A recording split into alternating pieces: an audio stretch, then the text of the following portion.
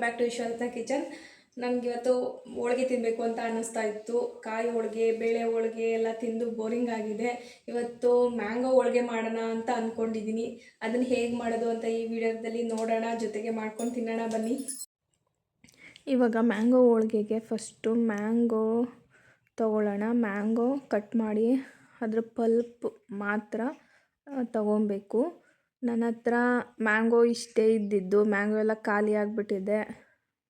Mango ಇದ್ದಾಗ ಮಾಡೋಕ್ಕೆ time ಇರಲಿಲ್ಲ.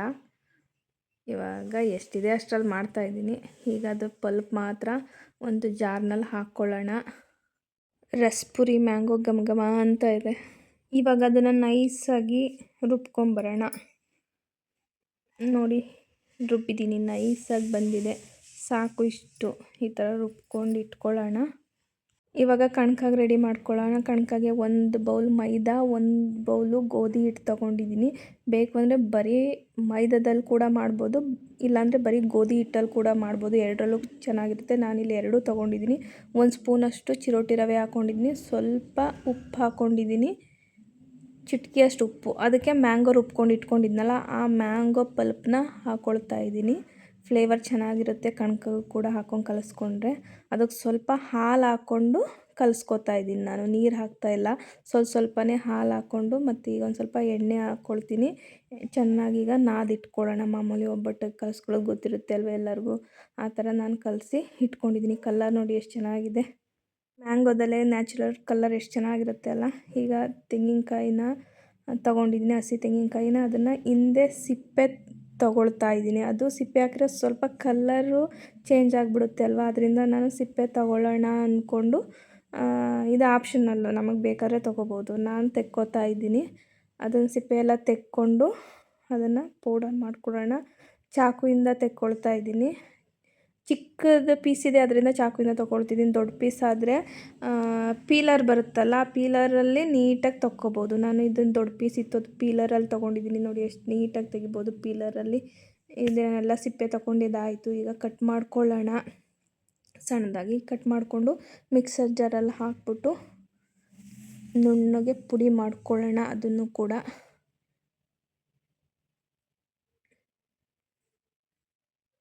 ನೋಡಿ ಪುಡಿ ಮಾಡ್ಕೊಬಂದೆ. ಎಷ್ಟು ಸಣ್ಣದಾಗಿ ಬಂದಿದೆ. ನಾನು ನೀರೇನು ಹಾಕಿಲ್ಲ, ನೀರು ಹಾಕ್ತಾನೆ ಪೌಡರ್ ಮಾಡ್ಕೊಂಡಿದ್ದೀನಿ. ನಾನಿಲ್ಲಿ ಹಸಿಕಾಯೇ ಯೂಸ್ ಮಾಡಿದ್ದೀನಿ, ಬೇಕು ಅಂದರೆ ಕೊಬ್ಬರಿ ಕೂಡ ಯೂಸ್ ಮಾಡ್ಬೋದು. ಈಗ ಒಂದು ಪಾನ್ನ ಬಿಸಿಗಿಟ್ಟು ಅದಕ್ಕೆ ಸ್ವಲ್ಪ ತುಪ್ಪ ಹಾಕ್ಕೊಳ್ಳೋಣ. 1 ಸ್ಪೂನಷ್ಟು ತುಪ್ಪ ಹಾಕ್ಕೊಂಡು ಅದರಲ್ಲಿ ನಾವು ಚಿರೋಟಿ ರವೆ ತೊಗೊಂಡಿದ್ದೀನಿ, ಅದನ್ನು ಚೆನ್ನಾಗಿ ಫ್ರೈ ಮಾಡ್ಕೊಳ್ಳೋಣ. ಅದು ಚೆನ್ನಾಗಿ ಫ್ರೈ ಆಗಬೇಕು ತುಪ್ಪದಲ್ಲಿ. ನಮಗೆ ಗೊತ್ತಾಗುತ್ತೆ ಫ್ರೈ ಆಗೋ ಹಂತದಲ್ಲಿ. ಅದು ಅಂಟಲ್ಲ ನೋಡಿ, ಈಗ ಬಿಟ್ಕೊಳ್ತಾ ಇದೆ. ಈಗ ಸ್ವಲ್ಪ ಫ್ರೈ ಆಗಕ್ಕೆ ಬಂದಿದೆ. ದಪ್ಪ ದಪ್ಪ ಆಗುತ್ತೆ ರವೆ. ಅಲ್ಲಿ ತನಕ ಚೆನ್ನಾಗಿ ಫ್ರೈ ಮಾಡ್ಕೊಳ್ಳೋಣ. ನಿಧಾನದ ಉರಿಲೇ ಫ್ರೈ ಮಾಡ್ಕೊಳ್ಳೋಣ, ಇಲ್ಲಾಂದರೆ ಹತ್ತು ಬಿಡುತ್ತೆ ಅದು. ಈಗ ಆಲ್ಮೋಸ್ಟ್ ಆಗಿದೆ ನೋಡಿ.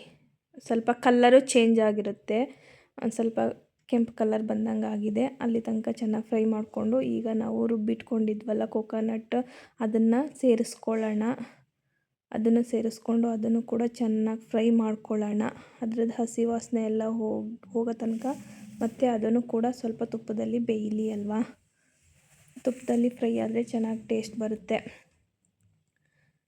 ಇವಾಗ ಅದನ್ನು ಚೆನ್ನಾಗಿ ಫ್ರೈ ಮಾಡ್ಕೊಂಡು ಆದಮೇಲೆ ಅದಕ್ಕೆ ನಾವು ಬೆಲ್ಲ ಪೌಡರ್ ಮಾಡಿಟ್ಕೊಂಡು ಆ ಪೌಡರ್ನ ಅದರೊಳಗಡೆ ಸೇರಿಸೋಣ. ಈಗ ಬೆಲ್ಲ ಅದರಲ್ಲೇ ಸ್ವಲ್ಪ ಮೆಲ್ಟ್ ಆಗುತ್ತೆ. ಅದ್ರ ಜೊತೆ ಕೋಕೋನಟ್ ಮತ್ತು ರವೆನೂ ಕೂಡ ಚೆನ್ನಾಗಿ ಫ್ರೈ ಆಗಿ ಮಿಕ್ಸ್ ಆಗುತ್ತೆ ಅದ್ರ ಜೊತೆ. ಇದು ಚೆನ್ನಾಗಿ ಫ್ರೈ ಆದಮೇಲೆ ನಾವು ರುಬ್ಬಿಟ್ಕೊಂಡಿದ್ವಲ್ಲ, ಅದು ಮ್ಯಾಂಗೋ ಪಲ್ಪ್ನ ಇದಕ್ಕೆ ಸೇರಿಸೋಣ. ಈಗ ಬೆಲ್ಲ ಎಲ್ಲ ಕರಗಿದೆ, ಆವಾಗ ಸೇರಿಸೋಣ ಮ್ಯಾಂಗೋ ಪಲ್ಪ್ನ. ಇವಾಗ ಎಲ್ಲ ಮಿಶ್ರಣನೂ ಚೆನ್ನಾಗಿ ಮಿಕ್ಸ್ ಮಾಡ್ಕೊಳ್ಳೋಣ. ಮ್ಯಾಂಗೋ ಪಲ್ಪು ಕಡಿಮೆ ಇದ್ದರೆ ಸ್ವಲ್ಪ ಹಾಲು ಕೂಡ ಹಾಕ್ಕೋಬೋದು ಅದಕ್ಕೆ. ನಾನು ಇಲ್ಲಿ ಬರೀ ಮ್ಯಾಂಗೋ ಅಷ್ಟೇ ರುಬ್ಬಿದ್ದೀನಿ, ಅದ್ರ ಜೊತೆ ಹಾಲು ಹಾಕಿ ರುಬ್ಬಿಲ್ಲ. ಅದರಿಂದ ಮ್ಯಾಂಗೋ ಸ್ವಲ್ಪ ಕಡಿಮೆ ಇದ್ದರೆ ಹಾಲು ಕೂಡ ಹಾಕಿ ಅಡ್ಜಸ್ಟ್ ಮಾಡ್ಕೋಬೋದು ನಮ್ಮ ಹದಕ್ಕೆ. ಈಗ ನನಗೆ ಸಾಕು ಅನ್ನಿಸ್ತು, ನಾನೇನು ಹಾಕ್ಕೊಂಡಿಲ್ಲ.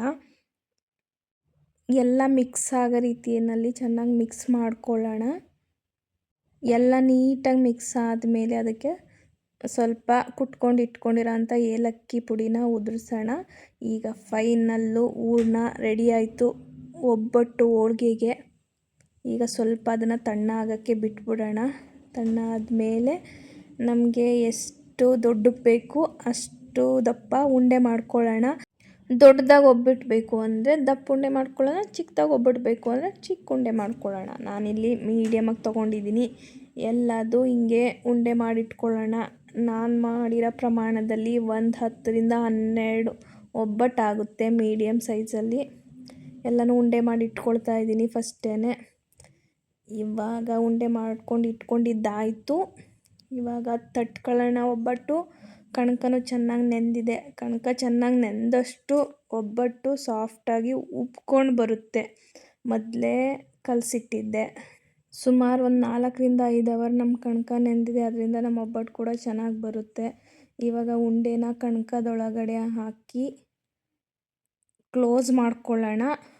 ಮಾಮೂಲಿ ಒಬ್ಬಟ್ಟು ಮಾಡೋದು ಎಲ್ಲರಿಗೂ ಗೊತ್ತಿರುತ್ತೆ ಅಲ್ವಾ. ಈಗ ತಟ್ಕೊಳ್ಳೋಣ. ಒಂದು ಸ್ವಲ್ಪ ಎಣ್ಣೆ ಹಾಕ್ಕೊಂಡು ಚೆನ್ನಾಗಿ ತಟ್ಕೊಳ್ಳೋಣ. ನಾನು ಮೇಲೆ ಕೈಯಲ್ಲೇ ತಟ್ಟಲ್ಲ, ಫುಲ್ಲು ಒಂದು ಪ್ಲಾಸ್ಟಿಕ್ ಕವರ್ ಕೂಡ ಯೂಸ್ ಮಾಡ್ತೀನಿ. ಸ್ವಲ್ಪ ತಟ್ಕೊಬಿಟ್ಟು ಪ್ಲಾಸ್ಟಿಕ್ ಕವರ್ ತೊಗೊಂಡು ಅದನ್ನು ಸ್ಪ್ರೆಡ್ ಮಾಡ್ತೀನಿ. ಪ್ಲಾಸ್ಟಿಕ್ ಕವರಲ್ಲಿ ಸ್ಪ್ರೆಡ್ ಮಾಡಿದ್ರೆ ಎಷ್ಟು ತೆಳ್ಳ ಬೇಕಾದ್ರೂ ಮಾಡ್ಕೋಬೋದು. ಬರೀ ಕೈಯಲ್ಲೇ ತಟ್ಟಿದ್ರೆ ಅಷ್ಟು ತೆಳ್ಳ ಬರಲ್ಲ. ಎಷ್ಟು ತೆಳ್ಳ ಬೇಕಾದರೂ ಮಾಡ್ಕೋಬೋದು. ಈ ಥರ ಮಾಡಿಕೊಂಡ್ರೆ ನಾನು ಯಾವಾಗಲೂ ಇದೇ ಥರ ಮಾಡ್ಕೊಳ್ಳೋದು. ಈ ಥರ ಮಾಡಿಕೊಂಡ್ರೆ ಎಷ್ಟು ದೊಡ್ಡ ಬೇಕಾದರೂ ಒಬ್ಬಟ್ಟು ಮಾಡ್ಕೋಬೋದು. ಈಗ ಹಂಚು ಕಾಯಕ್ಕಿಡೋಣ. ಹಂಚು ಚೆನ್ನಾಗಿ ಕಾದ್ಮೇಲೆ ಸ್ವಲ್ಪ ಎಣ್ಣೆ ಹಾಕ್ಬಿಟ್ಟು ಬೇಯಿಸ್ಕೊಳ್ಳೋಣ ನಮ್ಮ ಮ್ಯಾಂಗೋ ಹೋಳ್ಗೆನ.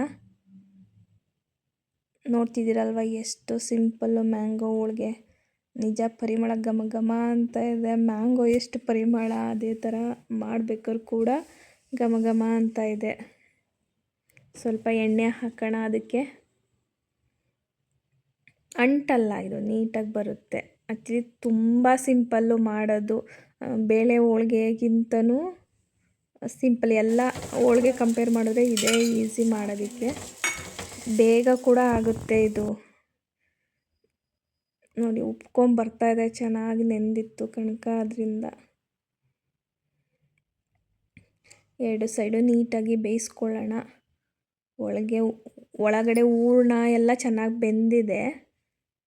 ಆದ್ರೂ ಸ್ವಲ್ಪ ಹೊರಗಡೆ ಎಲ್ಲ ನೀಟಾಗಿ ಬೇಯಿಸ್ಕೊಂಡು ಎತ್ಕೊಳ್ಳೋಣ. ಫುಲ್ ರೆಡಿ ಆಗೋಯ್ತು ಮ್ಯಾಂಗೋ ಹೋಳ್ಗೆ. ಎಲ್ಲ ಹೋಳ್ಗೆನೂ ಕೂಡ ಅದೇ ಥರ ಮಾಡ್ಕೊಳ್ಳೋಣ.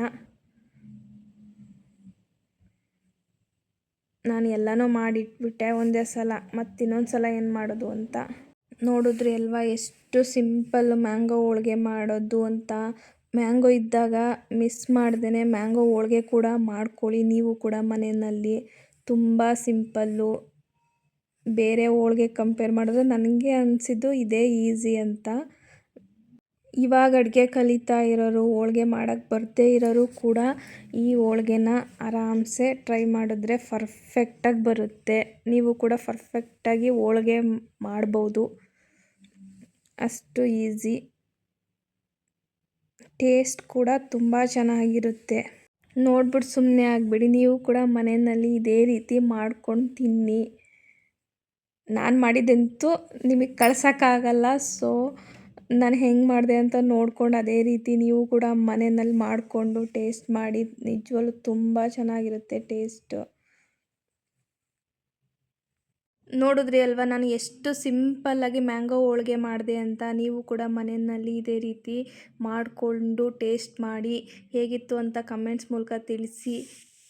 ನಾನು ಮಾಡಿದ ಮ್ಯಾಂಗೋ ಹೋಳ್ಗೆ ನಿಮ್ಗೆ ಇಷ್ಟ ಆದರೆ ಲೈಕ್ ಮಾಡಿ, ಶೇರ್ ಮಾಡಿ ಮತ್ತು ಸಬ್ಸ್ಕ್ರೈಬ್ ಮಾಡ್ಕೊಂಡು ನೋಡೋದನ್ನು ಮರಿಬೇಡಿ. ಹೊಸ ರೆಸಿಪಿಯೊಂದಿಗೆ ಮುಂದಿನ ವಿಡಿಯೋದಲ್ಲಿ ಸಿಗೋಣ. Thank you for watching.